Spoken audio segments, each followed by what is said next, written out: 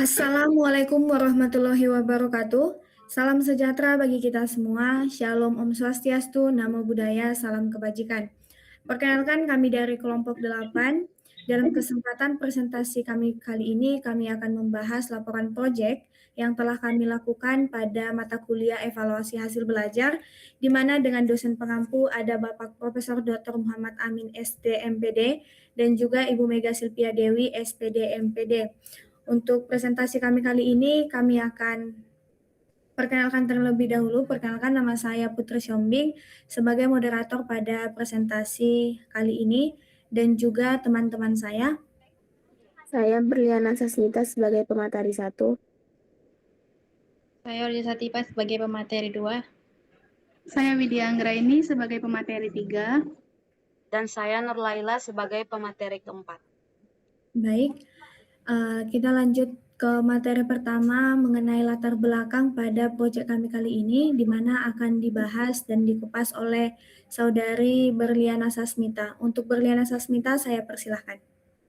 Baik, terima kasih moderator. Di sini saya akan menjelaskan mengenai latar belakang dari proyek kami. Pendidikan adalah proses dinamis yang membutuhkan sistem penilaian terukur untuk menjamin kualitasnya. Evaluasi memegang peranan krusial dalam siklus instruksional sebagai cara untuk mengidentifikasi keberhasilan maupun hambatan siswa dalam mencapai kompetensi.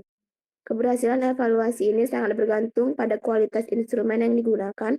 Sebuah instrumen baru bisa dikatakan berkualitas secara ilmiah jika memenuhi kriteria validitas, yaitu mengukur apa yang perlu diukur, dan reliabilitas, yaitu kestabilan kekonsisten dalam pengukurannya. Berdasarkan urgensi tersebut, proyek ini kami susun sebagai wujud implementasi praktis dalam mengembangkan instrumen evaluasi, khususnya pada materi jaringan komputer. Kami melakukan analisis butir soal yang mencakup tingkat kesukaran dan daya pembeda dengan tujuan menghasilkan perangkat penilaian yang objektif dan terstandar, sehingga dapat menjadi dasar bagi pendidik untuk meningkatkan mutu pembelajaran. Berdasarkan latar belakang tersebut, ada 3 masalah utama yang kami angkat. Yang pertama, mengenai evaluasi dan kualitas instrumen menurut para ahli. Yang kedua, bagaimana merancang tujuan pembelajaran, kisi-kisi, serta indikator soal yang baik. Dan yang ketiga, bagaimana hasil analisis data validitas, reliabilitas, tingkat kesukaran, daya pembeda, hingga tingkat efektivitas pengecoh dari instrumen yang kami uji. Sejalan dengan rumusan masalah tersebut, tujuan dari proyek ini adalah yang pertama, mendeskripsikan teori evaluasi hasil belajar berdasarkan kajian pustaka yang relevan. Yang kedua, memaparkan proses perancangan instrumen, mulai dari pembuatan tujuan hingga indikator soal. Yang ketiga, dan yang terakhir adalah memastikan kualitas tiap butir soal melalui serangkaian uji ilmiah, yaitu uji validitas, uji reliabilitas, uji kesukaran, uji daya beda, dan uji tingkat pengecoh. Mungkin itu saja yang dapat saya sampaikan mengenai latar belakang proyek kami. Saya kembalikan ke moderator. Terima kasih. Baik, terima kasih kepada Saudari Berliana yang telah menjelaskan dan juga memaparkan latar belakang dari proyek kita kali ini. Nah, lanjut untuk materi yang kedua, di mana materi yang kedua ini akan dijelaskan oleh Saudari Oriza untuk mengenai kajian pustaka. Untuk itu, kepada Oriza saya persilahkan. Terima kasih kepada moderator. Di sini saya akan membahas mengenai kajian teori yang menjadi dasar dalam pelaksanaan evaluasi pembelajaran. Evaluasi pembelajaran merupakan suatu proses yang dilakukan untuk mengetahui tingkat keberhasilan kegiatan pembelajaran yang telah dilaksanakan. Proses evaluasi dilakukan secara sistematis, berkelanjutan, dan menyeluruh agar dapat memberikan gambaran yang akurat mengenai pencapaian tujuan pembelajaran. Melalui evaluasi, pendidik dapat mengetahui sejauh mana pemahaman peserta didik terhadap materi yang telah diajarkan, serta dapat mengidentifikasi kelebihan dan kekurangan dalam proses pembelajaran. Dengan demikian, hasil evaluasi nanti dapat digunakan sebagai dasar untuk melakukan perbaikan dengan peningkatan kualitas pembelajaran di masa yang akan datang. Evaluasi memerlukan instrumen penilaian, salah satunya yaitu tes. Tes merupakan alat yang digunakan untuk mengukur kemampuan atau hasil belajar peserta didik melalui serangkaian pertanyaan atau tugas. Agar tes nanti dapat memberikan hasil yang akurat, maka instrumennya nanti akan memenuhi kriteria tertentu, yaitu validitas dan reliabilitas. Validitas menunjukkan sejauh mana instrumen mampu mengukur apa yang seharusnya diukur, sedangkan reliabilitas menunjukkan tingkat konsistensi hasil pengukuran. Instrumen evaluasi yang baik juga harus memenuhi kriteria objektivitas dan praktikalitas. Objektivitas berarti penilaian dilakukan secara adil tanpa dipengaruhi oleh subjektivitas penilaian. Sedangkan praktikalitas berkaitan dengan kemudahan penggunaan instrumen tersebut dalam proses evaluasi. Untuk memastikan kualitas soal, dilakukan analisis butir soal yang meliputi analisis kualitatif dan kuantitatif. Analisis kualitatif dilakukan dengan menelaah keseluruhan soal dengan kaidah penulisan yang baik, sedangkan analisis kualitatif dilakukan berdasarkan data hasil jawaban peserta didik. Selain itu, terdapat juga indikator dalam analisis butir soal, yaitu tingkat kesukaran. Tingkat kesukaran diukur menunjukkan apakah suatu soal tersebut tergolong mudah atau sedang ataupun sulit. Soal yang baik umumnya memiliki tingkat kesukaran yang sedang. Selain itu juga terdapat juga indikator daya pembeda, yang di mana kemampuan suatu soal nanti dapat dibedakan antara peserta didik yang memiliki kemampuan tinggi dan rendah, sedangkan soal yang memiliki daya pembeda yang baik akan mampu menunjukkan perbedaan tingkat pemahaman peserta didik secara jelas. Melalui analisis butir soal yang tepat nanti dapat dihasilkan instrumen evaluasi berkualitas sehingga hasil evaluasi pembelajaran menjadi lebih akurat dan dapat digunakan sebagai dasar dalam pengambilan keputusan pendidik. Mungkin untuk kajian teori itu saja yang dapat saya sampaikan. Saya kembalikan kepada moderator.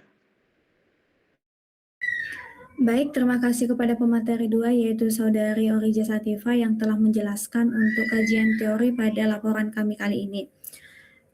Lanjut, di sini untuk materi analisis butir soal akan dijelaskan oleh pemateri ketiga, yaitu Saudari Widya Anggraini. Kepada Widya Anggraini saya persilahkan. Baik, terima kasih kepada moderator atas kesempatannya. Nah, di sini saya akan menjelaskan dan membahas mengenai perancangan instrumen evaluasi, yang dimana perancangan instrumen evaluasi ini adalah tahap awal dan sangat penting dalam penyusunan alat ukur pembelajaran. Perancangan ini dilakukan secara sistematis dan terstruktur dengan tujuan agar instrumen yang dihasilkan benar-benar mampu mengukur kemampuan mahasiswa secara objektif. Nah, secara umum, proses perancangan instrumen dalam penelitian ini terdiri dari 3 komponen utama. Yang pertama ada tujuan pembelajaran. Jadi tujuan dari tes ini adalah untuk mengukur kompetensi mahasiswa dalam memahami fungsi, menganalisis proses komunikasi data, menguasai teknik pengalamatan IP, dan mengidentifikasi protokol standar dan layanan dasar dalam jaringan komputer. Yang kedua, ada penyusunan kisi-kisi, yang dimana penyusunan kisi-kisi ini berfungsi sebagai pedoman dalam pembuatan soal. Adapun kisi-kisi yang kami buat ini, yang pertama mengenai perangkat jaringan, yang dimana perangkat jaringan ini membahas tentang karakteristik dan perbedaan hub, switch, router, bridge, gateway, repeater, dan access point. Yang kedua, model OSI atau Open System Interconnection, yang dimana model OSI ini membahas fungsi dari 7 layer, unit data, serta protokol yang bekerja pada masing-masing layer. Yang ketiga ada pengalamatan IP, yang dimana pengalamatan IP ini membahas tentang konversi biner ke desimal, subnet mask, CIDR, perhitungan host, network ID, broadcast ID, dan alamat khusus. Yang keempat ada media transmisi dan komunikasi data, yang dimana media transmisi dan komunikasi data ini membahas mengenai karakteristik fiber optik, metode pengiriman, dan mode komunikasi. Dan yang terakhir, kisi-kisinya membahas mengenai layanan dan protokol jaringan, tentang DNS, NTIP, ICMP, atau ping, serta protokol transport atau TCP dan UDP. Jadi, berdasarkan kisi-kisi materi yang telah disusun, kami kemudian mengembangkannya menjadi indikator soal yang lebih spesifik untuk menjabarkan kemampuan yang ingin diukur pada setiap butir soal. Tabel indikator soal ini menjelaskan hubungan antara materi, indikator kemampuan, tingkat kognitif, dan nomor soal. Dan melalui tabel ini, setiap butir soal disusun secara terarah sesuai dengan kompetensi yang kami ukur. Adapun level tingkat kognitif yang digunakan untuk mencari indikator soal ini mulai dari C1 hingga C6. yang dimana gunanya agar soal tidak hanya mengukur kemampuan mengingat, tetapi juga memahami, menerapkan, hingga menganalisis dan mengevaluasi. Jadi materi dari soal nomor 1 hingga soal nomor 3 itu membahas tentang perangkat jaringan, yang dimana beberapa indikator soalnya itu membahas tentang membandingkan mekanisme kerja pengiriman data pada hub dan switch, menganalisis alasan router menggunakan routing table untuk jalur terbaik, kemudian menganalisis perbedaan komponen kemampuan routing antara VLAN dan switch layer 3, dan sebagainya. Pada materi yang kedua mengenai model OSI, dengan indikator soal mengidentifikasi layer yang bertanggung jawab atas pengalamatan logis, mengidentifikasi protokol yang bekerja pada application layer, dan sebagainya. Selanjutnya materinya mengenai pengalamatan IP.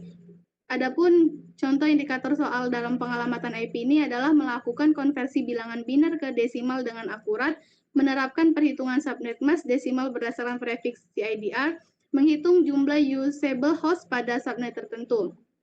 Kemudian materinya mengenai media transmisi dengan indikator soal menjelaskan keunggulan fiber optik terhadap interferensi IML, IMI, dan materi komunikasi data dengan indikator soal menjelaskan metode pengiriman data secara broadcast, serta materi mengenai protokol dan layanan yang merupakan penjelasan dari indikator menganalisis karakteristik protokol transport connection list.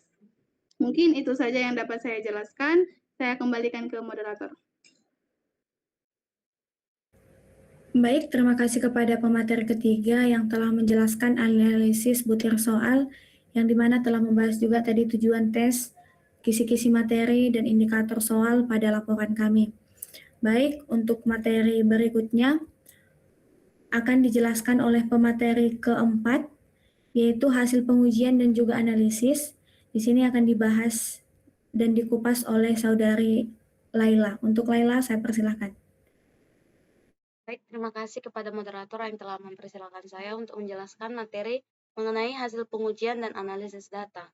Nah, jadi soal atau instrumen yang kami gunakan ini berupa Google Formulir yang kami susun dan kami sebarkan dan memiliki responden sebanyak 20 mahasiswa PTIK kelas A, B, C, dan D. Yang pertama di sini ada uji validitas.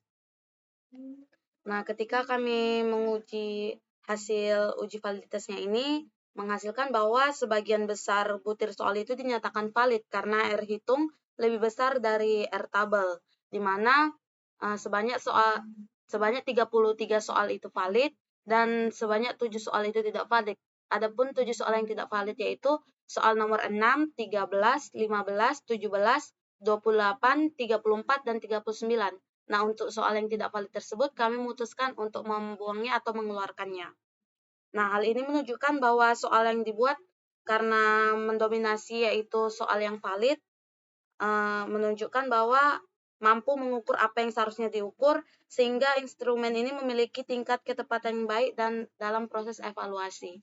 Kemudian lanjut untuk tingkat kesukaran.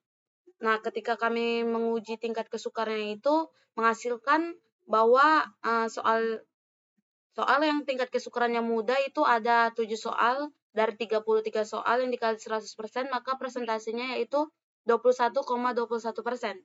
Kemudian untuk tingkat kesukaran dengan tingkat sedang yaitu 28,36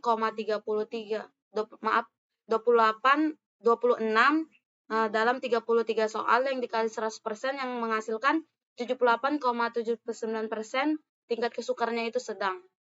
Nah, dari aspek tingkat kesukaran, butir soal ini memiliki mendominasi dengan tingkat kesukaran sedang, sehingga dapat dikatakan tingkat kesukarannya ini baik untuk soalnya. Kemudian untuk uji daya beda, nah setelah kami membagi responden menjadi 2 kelompok, yaitu kelompok atas dan bawah, dan berdasarkan hasil uji daya beda diperoleh bahwa ke-33 soal ini memiliki nilai uji beda yang tinggi atau positif. Nah, hal ini berarti secara umum butir soal ini mampu membedakan siswa yang berkemampuan tinggi dan siswa yang berkemampuan rendah dengan baik. Selanjutnya untuk pengujian tingkat pengecoh. Nah, setelah kami menganalisis tingkat pengecoh soal, hasil analisisnya ini menunjukkan 100% pengece soal itu berfungsi dengan baik, yang ditunjukkan adanya minimal satu responden yang menjawab pada pilihan yang salah pada pilihan yang salah pada setiap soal. Selanjutnya, setelah kami melakukan uji reliabilitas, diperoleh nilai koefisien reliabilitasnya itu sebesar 0,97, di mana itu lebih besar dari 0,70, yang artinya termasuk dalam kategori reliabilitas tinggi atau sempurna. Nah, ini menunjukkan bahwa setiap butir soal kami yang digunakan itu sangat konsisten dan dapat dipercaya untuk mengambil data penelitian. Mungkin itu saja yang dapat saya sampaikan terkait uji analisis data. Saya kembalikan kepada moderator. Baik, terima kasih kepada pemateri terakhir, yaitu pemateri keempat, Nurul Laila, yang telah menjelaskan hasil pengujian pada laporan kami kali ini. Nah, baik, untuk laporan kami kali ini dapat disimpulkan menjadi 5 poin. Yang pertama itu dari segi validitas, sebagian besar butir soal dinyatakan valid karena nilai koefisien korelasi yang diperoleh lebih besar dari nilai R tabel, sehingga soal mampu mengukur apa yang seharusnya diukur. Kemudian dari aspek tingkat kesukarannya, butir soal memiliki variasi tingkat kesulitan yang terdiri dari kategori mudah, sedang, dan sulit. Yang distribusikan ini menunjukkan bahwa soal telah disusun secara proporsional. Meskipun soal dengan tingkat kesukaran sedang lebih diharapkan untuk mendominasi agar dapat mengukur kemampuan secara optimal. Kemudian kesimpulan yang lain adalah pada daya pembeda, sebagian besar butir soal mampu membedakan antara peserta didik yang berkemampuan tinggi dan rendah. Namun, masih terdapat beberapa soal dengan daya pembeda rendah yang perlu diperbaiki agar lebih efektif dalam proses evaluasi. Selanjutnya, dari segi tingkat pengecoh, sebagian pilihan jawaban berfungsi dengan baik dan dalam menarik perhatian peserta didik yang kurang memahami materi. Meskipun demikian, terdapat beberapa pengecoh yang kurang efektif karena tidak dipilih oleh responden, sehingga perlu diperbaiki agar lebih optimal. Dan kesimpulan yang terakhir itu adalah berdasarkan hasil uji reliabilitas yang telah kami lakukan, instrumen evaluasi menunjukkan tingkat konsistensi yang baik sehingga dapat dipercaya untuk digunakan dalam pengukuran hasil belajar. Dengan demikian, secara keseluruhan instrumen yang telah disusun tergolong cukup layak digunakan, meskipun masih memerlukan beberapa perbaikan pada butir soal tertentu. Nah, baik. Sebelum saya tutup, saya ingin mengutip kata bijak yang mengatakan inovasi membedakan antara pemimpin dan pengikut. Semoga paparan yang telah kami sampaikan ini memotivasi kita semua dan kita terus berinovasi. Saya Putri Siombing selaku moderator pada presentasi laporan proyek kami kali ini mengucapkan terima kasih dan sampai jumpa.